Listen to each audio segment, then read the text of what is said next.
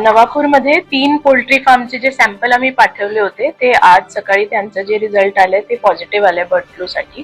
तर लगेच एक तालुकास्तरीय समिती जी सहाय्यक जिल्हाधिकारीच्या अध्यक्षतेखाली क्रिएट करण्यात आली आहे. प्रत्येक डिपार्टमेंटची जी जी जबाबदारी आहे ती त्यांना देण्यात आली आहे. 1 किलोमीटर मध्ये आपला जे झोन असतो ज्यामध्ये कलिंग करायची असते अकॉर्डिंग टू एव्हियन इन्फ्लुएन्झाची जी गाईडलाईन्स आहे 2021 ची, त्याचे कलिंगचे ऑर्डर्स पण काढले आहेत माझी साईंनी. 6 पोल्ट्री फार्म्स मध्ये जवळपास 1,40,000 बर्ड्स आहे ज्यांचा कलिंग होईल. नवापूरची टोटल बर्ड्सची संख्या जवळपास 10 लाख आहे.